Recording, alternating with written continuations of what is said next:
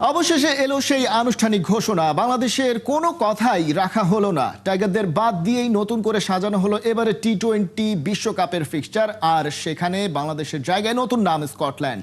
নিজেদের ওয়েবসাইটে প্রকাশিত বিজ্ঞপ্তিতে এসব তথ্য জানিয়েছে আইসিসি। তাই ইতিহাসে প্রথমবারের মতো কোনো টি-20 বিশ্বকাপ মিস করতে যাচ্ছে টাইগাররা। রিপোর্টে বিস্তারিত। এমনটাই হওয়ার কথা ছিল। বাংলাদেশ যে আসন্ন টি-20 বিশ্বকাপে খেলছে না সেটার একটা আনুষ্ঠানিক ঘোষণার অপেক্ষা ছিল কেবল, সেটাও এসে গেল এবারে। পরিষ্কার রোমান হরফে লেখা, টি-20 বিশ্বকাপে বাংলাদেশের রিপ্লেসমেন্ট হিসেবে নেওয়া হচ্ছে স্কটল্যান্ডকে। বিশাল বিজ্ঞপ্তিতে এই কয়েক সপ্তাহের পুরো প্রসেস তুলে ধরা হয়েছে। চূড়ান্ত আনুষ্ঠানিক বিবৃতিতে সেটা করতে হয় বলেই, তবে সেখানেও পাওয়া গেল এমন কিছু তথ্য যেটা এর আগে সরাসরি ডিসক্লোজ করেনি আইসিসি। বাংলাদেশের পক্ষ থেকে ভারতের সিকিউরিটি নিয়ে প্রশ্ন যখন থেকে তোলা হচ্ছিল, সব আলাপ চলছিল আইসিসির ব্যানারের বডির সাথেই। আয়োজক দেশের ক্রিকেট বডি ভারতের ক্রিকেট কন্ট্রোল বোর্ড বা বিসিসিআই কিংবা ভারতের প্রশাসন কোনো টু শব্দ করেনি সেই প্রসঙ্গে। আর সিকিউরিটি ইস্যুতে তাদের এমন শুনশান নীরবতাই সন্দেহ করে তোলে আরও গভীর। তবে আইসিসি তাদের চূড়ান্ত বিজ্ঞপ্তিতে জানিয়েছে, একটি স্বাধীন অথরিটিকে তারা ভারতের সিকিউরিটি রিস্ক জাজ করতে দিয়েছিল, যারা সেখানে তেমন কোনো থ্রেট খুঁজেই পায়নি। এর পাশাপাশি ওয়ার্ল্ড ক্রিকেটের সর্বোচ্চ কন্ট্রোলার বডিটি বলছে, তারা ভারতের রাজ্য এবং ফেডারেল সরকারের কাছ থেকেও তাদের সিকিউরিটি ডিটেল চেয়েছে এই ইভেন্টকে কেন্দ্র করে। সেখানে কিছু পরিবর্তন এনে প্রোটোকলের গভীরতাও বাড়ানো হয়েছে। এসবের পরেও বাংলাদেশ যেহেতু ভারতে গিয়ে খেলতে রাজি হয়নি, আইসিসির বিজ্ঞপ্তি অনুযায়ী টাইগারদের রিপ্লেস করে তাই স্কটল্যান্ডকে বিশ্বকাপের গ্রুপ সিতে অন্তর্ভুক্ত করা হয়েছে, যেখানে বাকি সদস্যগুলো হলো ইংল্যান্ড, ইতালি, নেপাল এবং ওয়েস্ট ইন্ডিজ।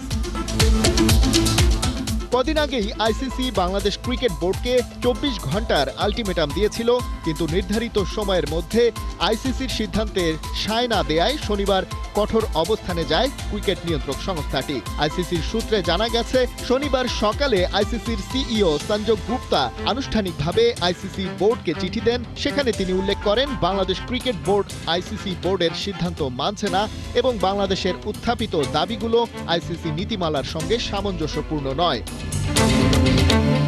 চিঠির কপি পাঠানো হয়েছে বিসিবি সভাপতি আমিনুল ইসলামকেও, যিনি নিজেও আইসিসি বোর্ডের একজন সদস্য। একই সঙ্গে আলাদা এক চিঠিতে ক্রিকেট স্কটল্যান্ডকে 2026 টি-20 বিশ্বকাপে অংশ নেয়ার আনুষ্ঠানিক আমন্ত্রণ জানানো হয়।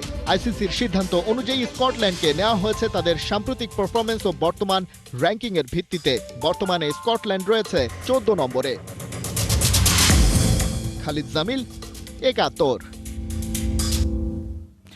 টি-20 বিশ্বকাপ থেকে বাংলাদেশকে বাদ দেওয়ার বিষয়টি মোটেও ভালোভাবে নেয়নি Pakistan cricket board. PCB chairman Mohsin Naqvi কড়া ভাষায় দিয়েছেন প্রতিক্রিয়া। তবে চূড়ান্ত সিদ্ধান্ত নেয়ার আগে পাকিস্তান সরকারের সঙ্গে আলোচনা করবে পিসিবি। বাংলাদেশকে বাদ দেওয়া নিয়ে স্কটল্যান্ডকে বিশ্বকাপে যুক্ত করার খবর মিডিয়াতেই আসতেই পাকিস্তানের স্বরাষ্ট্রমন্ত্রী ও পিসিবি চেয়ারম্যান মহসিন নাকভি জানিয়েছিলেন, আনুষ্ঠানিক ঘোষণা আসলেই পিসিবি নেবে অ্যাকশন। অবশেষে সেই আনুষ্ঠানিক ঘোষণাও এসেছে। আইসিসির এক বিজ্ঞপ্তিতে জানিয়েছে, টি-20 বিশ্বকাপে বাংলাদেশের পরিবর্তে খেলবে স্কটল্যান্ড। ক্রিকেট বিশ্বের সর্বোচ্চ নিয়ন্ত্রক সংস্থার নেয়া এই সিদ্ধান্তের বিপরীতে এখন কঠোর সিদ্ধান্ত নিতে পারে পিসিবি। আগেই তারা জানিয়েছিল, কয়েকটি প্ল্যান রেডি করা আছে তাদের। সরকারের সাথে আলোচনা শেষেই যে কোনো মুহূর্তে আসতে পারে সেই গুরুত্বপূর্ণ সিদ্ধান্তগুলো, যা বদলে দিতে পারে সব হিসেব নিকেশ। টি-20 বিশ্বকাপ নিয়ে হয়ে গেছে সিদ্ধান্ত। এবারে আসরে খেলা হচ্ছে না বাংলাদেশের। ক্রিকেটার হিসেবে ব্যাপারটা কিছুটা কষ্টের হলেও সবার আগে নিরাপত্তা। তাই সরকারের সিদ্ধান্ত নিয়ে খুব একটা আপত্তি নেই বাংলাদেশের জাতীয় দলের পেস ইউনিটের নেতা তাসকিন আহমেদের। আজকে আমরা পারফেক্ট লঞ্চিং ইভেন্টে আসছি, এটার মধ্যে থাকি, বাট অ্যাজ এ প্লেয়ার হিসেবে কোনো বিশ্বকাপ যদি না হয় আমরা অবশ্যই দুঃখ পাবো। But at the same time আমাদের গার্জেন, আমাদের গভর্নমেন্ট এবং ক্রিকেট তারা আমাদের সেফটি সিকিউরিটি নিয়ে সব কিছু তারাই চিন্তা করার বিষয়। তো হইলে অবশ্যই ভালো লাগবে, এবং যদি না হয় ভ্যালিড রিজন আপনাদেরকে সবাইকে বলেছে। বাংলাদেশ বিশ্বকাপ খেলতে না পারলে পাকিস্তানেরও উচিত হবে বিশ্বকাপ বয়কট করা, এমনটাই মনে করেন নজাম শেঠি। পিসিবির সাবেক এই চেয়ারম্যান ভারতের আধিপত্যের বিরুদ্ধে সোচ্চার হতে ক্রিকেট খেলুড়ে দেশগুলোকে আহ্বান জানিয়েছেন। এদিকে বিশ্বকাপে না খেলা বিসিবির ভুল সিদ্ধান্ত বলে মনে করছেন ভারতের সাবেক অধিনায়ক মোহাম্মদ আজহারউদ্দিন। বিস্তারিত পার্থ বণিকের রিপোর্টে। ভারতে বিশ্বকাপ খেলতে যাবে না বাংলাদেশ, যার কারণে আর্থিক ক্ষতি হবে, জরিমানা হবে, আন্তর্জাতিক ক্রিকেটে অবস্থান নড়ে যাবে, এমনকি দেশের ক্রিকেট মুখ থুবড়ে পড়বে। গেল কদিন যাবৎ এসব অশনি সংকেত শোনা যাচ্ছে কান পাতলেই। তাহলে করার কি বা আছে? মুখ বুজে নতি স্বীকার করে সুরসুর করে টাইগাররা ভারতে খেলতে চলে যাবে? না, কখনোই না। দেশের মর্যাদার প্রশ্নে, ক্রিকেটারদের নিরাপত্তার প্রশ্নে আপোষ কোনো সুস্থ মানুষই করতে পারে না। বরং যে সাহস দেখিয়েছে বাংলাদেশ, তাকে সেলুট জানাচ্ছে পাকিস্তান। পিসিবির সাবেক চেয়ারম্যান নাজাম শেঠি জানিয়েছেন, বিশ্বকাপ বয়কটে বাংলাদেশের পয়েন্ট যৌক্তিক, কারণ ভারতে উত্তেজনা আর হুমকি আছে। কিন্তু আইসিসি ব্যাপারটা গুরুত্বের সাথে নেয়নি। তারা ভারতের চাওয়াকে প্রাধান্য দিয়ে তাদের পক্ষে রায় দিয়েছে। পাশাপাশি নাজাম শেঠি এও জানান, আইসিসির উচিত প্রতিটি বিষয়ে ভারতের পক্ষ না নেওয়া। অন্যান্য দেশগুলোরও এ নিয়ে সোচ্চার হওয়া দরকার। এমনটা হলে আইসিসি বুঝতে পারবে এটা ভারতীয় ক্রিকেট কাউন্সিল নয়, বরং আন্তর্জাতিক ক্রিকেট কাউন্সিল। বাংলাদেশের পাশে দাঁড়িয়ে পাকিস্তানেরও বিশ্বকাপ বয়কট করা উচিত বলেই মনে করেন নাজাম শেঠি। তার মতে এটা একটা কঠিন সিদ্ধান্ত হবে, কিন্তু তিনি সেটাকে সমর্থন করবেন। কেননা পিসিবির বর্তমান চেয়ারম্যান মহসিন নাকভি খেলাটা বোঝেন এবং সব দিক সম্পর্কে তার ভালো ধারণা আছে। তিনি যে সিদ্ধান্তই নেন না কেন, সেটা সঠিক হবে। এদিকে মুদ্রার উল্টা পিঠও আছে। ভারতের সাবেক অধিনায়ক আজহারউদ্দিন বাংলাদেশের সিদ্ধান্তে সন্তুষ্ট হতে পারেননি। সদ্য সমাপ্ত সাউথ আফ্রিকা সিরিজ আর চলতি নিউজিল্যান্ড সিরিজকে ইঙ্গিত করে জানিয়েছেন, ভারতে কোনো নিরাপত্তা হুমকি নেই। অথচ ভারতের সাবেক ক্যাপ্টেন এটা ভাবেননি নিউজিল্যান্ড সাউথ আফ্রিকার কনটেক্সট আর বাংলাদেশের কনটেক্সট এক নয়। আজহারউদ্দিনের বিশ্বাস, ভারতে না আসা বাংলাদেশের জন্য, ক্রিকেটারদের জন্য বিশাল ক্ষতি। এও জানিয়েছেন, ভারতের নিরাপত্তা সিস্টেম নিয়ে বাংলাদেশ অভিযোগ করতে পারে না। সেখানে অনেক আন্তর্জাতিক খেলাই নাকি চলছে, আর কোনো দলই অভিযোগ করেনি। যখন বিশ্বকাপের ফিক্সচার ফিক্সড হয়ে গেছে, তখন হুট করে বিশ্বকাপের ম্যাচ শিফট করা যায় না বলেই জানিয়েছেন আজহারউদ্দিন।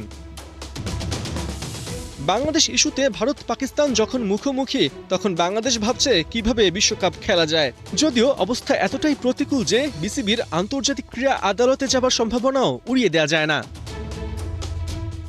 পার্থ বণিক, ৭১। নারী টি-20 বিশ্বকাপ কোয়ালিফায়ারে গ্রুপ পর্বের শেষ ম্যাচে আয়ারল্যান্ডকে ৯ রানে হারিয়েছে বাংলাদেশ। এই ম্যাচ জিতে টানা ৪ ম্যাচে অপরাজিত রয়েছে টাইগ্রেসরা। তার আগে দুটি ওয়ার্ম আপ ম্যাচেও জয় পেয়েছে তারা।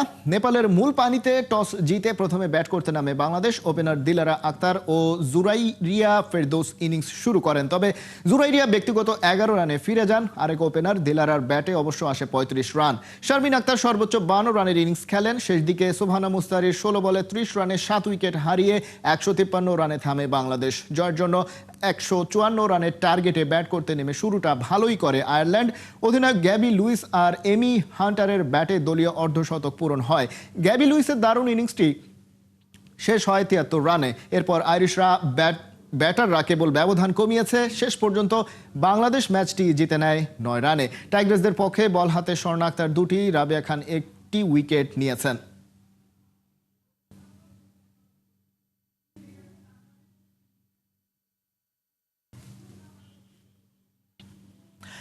বিপিএলের শুরুতে নিজেকে হারিয়ে খুঁজছেন, ফাইনালে শেষ সেঞ্চুরি করে রাজশাহীকে ট্রফি জেতালেন কেন উইলিয়ামসন। তামিমের ব্যাটিংয়ের ভক্ত বনে গেছেন।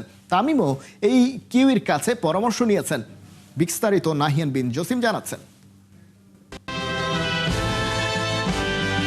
দারুণ একটা সেঞ্চুরি, দারুণ একটা সেলিব্রেশন।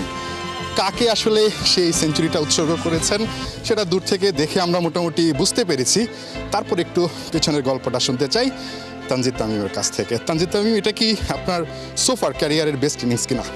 ফার্স্ট অফ অল আলহামদুলিল্লাহ, এই প্রথমবার বিপিএলে ফাইনালে উঠেছি এবং প্রথমবার চ্যাম্পিয়ন হওয়ার স্বাদটা পেয়েছি, তো আল্লাহর কাছে লাখো কোটি শুকরিয়া। আর সেঞ্চুরির যেটা কথা বললেন, আমি সবসময় চেষ্টা করি যে টিমকে ভালো কিছু কন্ট্রিবিউট করার। হয়তো বা লাস্ট কিছু ম্যাচে আমি ওইভাবে কন্ট্রিবিউট করতে পারি না, চেষ্টা ছিল যদি ভালো শুরু করতে পারি তো ইনশাল্লাহ কি কত লম্বা খেলা যায়, তো সেটা চেষ্টা করছি আজকে। একটু আগে থেকেই ভেবে রেখেছিলেন যে সেঞ্চুরিটা করলেই নিজের সহধর্মীকে বা স্ত্রীকে আসলে সেটা উৎসর্গ করবেন এভাবে, মানে ওটা ওই মোমেন্টটা কেমন ছিল যখন দেখাচ্ছিলেন হার্ট সাইনটা? না সত্যি এটা অনেক স্পেশাল ছিল, কারণ যখন আমি 90s-এর ঘরে ছিলাম তখন মাথায় আসছিল না জিনিসটা, যদি সেঞ্চুরি যদি হয়ে থাকে ইনশাল্লাহ তাইলে এরকম একটা সেলিব্রেশন করব। তো আলহামদুলিল্লাহ সেটা হয়েছে। আপনার দলে একজন বিখ্যাত ক্রিকেটার যোগ দিয়েছেন, 2টা ম্যাচ খেলেছেন, কেন উইলিয়ামসনের কথা, একসঙ্গে ব্যাট করেছেন উইকেটে। কি কথা হচ্ছিল যখন সেঞ্চুরি করছিলেন, মানে ওই পথে ছিলেন তখন আপনাকে আসলে কিভাবে উৎসাহিত করছিল, বা যখন ফিরে আসলেন সেঞ্চুরি করে আসলে আপনাকে কিভাবে বাহবা দিচ্ছিলেন আর কি? না অনেক পছন্দের একটা প্লেয়ার আমার কেন উইলিয়ামসন, টিভিতে অনেক খেলা দেখেছি তার সাথে এরকম খেলার সৌভাগ্য, উইকেটে ব্যাটিং করতে পারছি। সে আমার ব্যাটিং স্টাইল দেখে সে অনেক প্রশংসা করছে আমার, এবং মিন দ্য মিডলে আমার অনেক সাহস জুগিয়েছে। কি বলছিলেন ব্যাটিং স্টাইলটা দেখে? না যেটা আসলে খুব বেশি ভালো লেগেছে এরকম একজন প্রিয় ক্রিকেটার আপনার?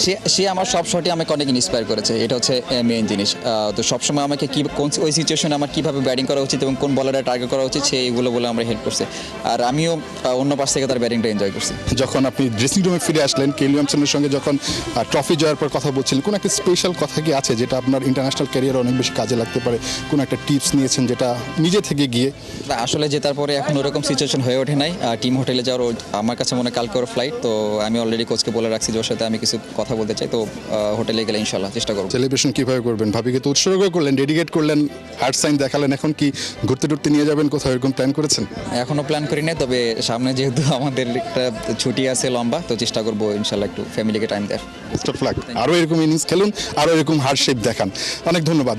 তানজিদ তামিমের সঙ্গে কথা বলছিলাম, কি দারুণ একটা ইনিংস, দুর্দান্ত একটা ইনিংস খেলেছেন কেন উইলিয়ামসন, যে কিনা আসলে নিজের সেরা ক্রিকেটার বা প্রিয় ক্রিকেটার বলতে পারেন, তার সঙ্গে ব্যাট করছিলেন। আলটিমেটলি দুর্দান্ত একটা ইনিংস খেলে দলকে জিতিয়েছেন। এখন সামনে যেহেতু বাংলাদেশে আসলে বিশ্বকাপ খেলার সম্ভাবনা নেই বললেই চলে, ছুটি আছে, যাকে হার্ট সাইন দেখিয়েছিলেন সেই মানুষটাকে নিয়ে হয়তোবা এই ছুটিটা এনজয় করবেন, আবারও ক্রিকেটে ফিরে আসবেন, আবারও এরকম ইনিংস খেলবেন। তানজিদ তামিমের জন্য অনেক অনেক শুভকামনা থাকলো। নাহিদ জাসিম, 71, ঢাকা। বিপিএল শেষ হলেও চ্যাম্পিয়নদের উল্লাস যেন থামবার নয়। বিভাগ হিসেবে এর আগেও বিপিএল জিতলেও নতুন ফ্র্যাঞ্চাইজি হিসেবে প্রথম মৌসুমেই চ্যাম্পিয়ন হয়ে গোছানো পরিকল্পনা, কার্যকর নেতৃত্ব আর দলগত বিশ্বাসের সফল বাস্তবায়ন দেখিয়েছে রাজশাহী ওয়ারিয়র্স। মাঠের উল্লাস ছাপিয়ে সেই আনন্দ এখন ছড়িয়ে পড়েছে ঢাকা টিম হোটেল পর্যন্ত, আর সেই গল্পই জানাচ্ছেন জুবাইর নূর।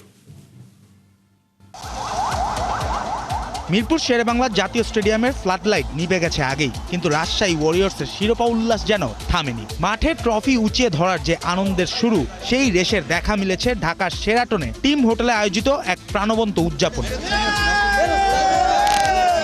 রাজশাহী বিভাগের নতুন ফ্র্যাঞ্চাইজি হিসাবে প্রথমবার অংশ নিয়েই শিরোপা জয়ের উচ্ছ্বাস লুকাননি রাজশাহী ওয়ারিয়র্সের মালিকানায় থাকা নাবিল গ্রুপের প্রধান নির্বাহী কর্মকর্তা মোহাম্মদ আমিনুল ইসলাম। দলের এই সাফল্যে খেলোয়াড়দের প্রাপ্য সম্মান নিশ্চিত করতে বোনাস দেওয়ার বিষয়টিও গুরুত্ব দিয়ে বিবেচনার কথাও জানান তিনি। একই সঙ্গে অধিনায়ক নাজমুল হোসেন শান্তর ওপর আস্থার জায়গাটাও স্পষ্ট করে দেন, যে নেতৃত্বে রাজশাহী পেয়েছে নতুন পরিচয়।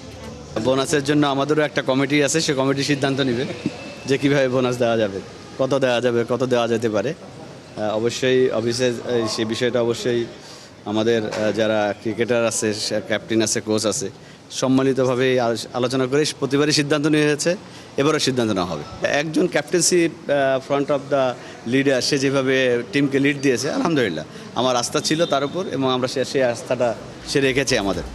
এই শিরোপা শুধু একটি দলের নয়, বরং একটি দীর্ঘ ক্রিকেট যাত্রার স্বীকৃতি। খেলোয়াড় হিসেবে দেশের ক্রিকেটের কঠিন সময় কাছ থেকে দেখা হান্নান সরকার আজ ঢাকাউটের নীরব কৌশল থেকে রূপ নিয়েছে শিরোপাজয়ী কোচে। জাতীয় দলের নির্বাচকের দায়িত্ব ছেড়ে পুরোপুরি কোচিংয়ে মনোযোগী হওয়ার সিদ্ধান্ত যে সঠিক ছিল, তার প্রমাণ মিলেছে একের পর এক সাফল্যে। বিপিএল এর পর এবার বিপিএল ও ট্রফি, ভবিষ্যতেও একই দায়বদ্ধতা নিয়ে কাজ করার অঙ্গীকার হান্নান সরকারের কণ্ঠে। লাস্ট এক মাস হয়তো মাঠে আপনারা আমাদেরকে দেখেছেন, বাট এই কাজ কিন্তু শুরু হয়েছিল আরও আগে থেকেই। সো সেই কাজটা যখন শেষ হয় এবং এরকম একটা ট্রফি, একটা আনন্দের মাধ্যমে, আমার মনে হয় এটা অনেক সময় ভাষায় প্রকাশ করা যায় না। আহ্বানের এই ট্রফি, রাজশাহীর ট্রফি আমাকে দায়িত্ব বাড়িয়ে দিয়েছে, আমি এইভাবে চিন্তা করি। আমি এই অ্যাচিভমেন্টগুলো পেয়েছি আমার প্রতিটা মানুষের ভালোবাসা এবং দোয়া থেকে। সো তাদের এই ভালোবাসার দোয়াটা আমাকে যদি বজিয়ে রাখতে হয়, আদায় করে নিতে হয়, নিশ্চিতভাবে ভালো কাজের মাধ্যমেই করতে হবে। এই উদযাপন ছিল না উচ্চস্বরের চিৎকারের, ছিল তৃপ্তির, ছিল দীর্ঘ অপেক্ষার শেষে পাওয়া স্বস্তির। তবে একটা বিষয় পরিষ্কার, গোছানো পরিকল্পনা, স্পষ্ট ভূমিকা আর অটুট দলগত বিশ্বাসই এনে দিয়েছে এই শিরোপা। জুবায়ের নূর, 71। বাংলাদেশের ইতিহাসের সফলতম ক্রীড়া সংগঠক আরাফাত রহমান কোকোর 11তম মৃত্যুবার্ষিকী আজ। বিসিবির গেম ডেভেলপমেন্ট বিভাগের সাবেক এই চেয়ারম্যান প্রয়াত আরাফাত রহমান কোকোর কবর জিয়ারত করেছেন বিএনপির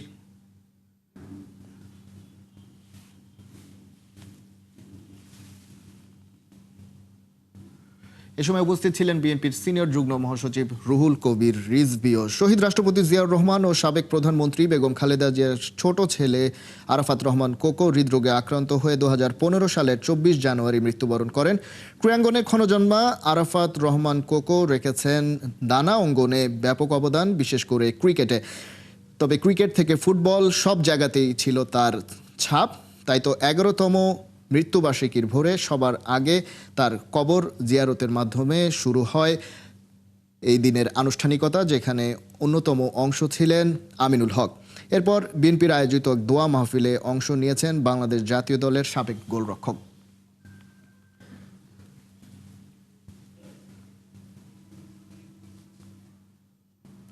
এই ছিল এখনকার খেলা যোগে। সরাসরি সংবাদ অনুষ্ঠান দেখতে চোখ রাখুন 71-এর ফেসবুক পেজে এবং সাবস্ক্রাইব করুন 71-এর ইউটিউব চ্যানেল। 71-এর সাথেই থাকুন।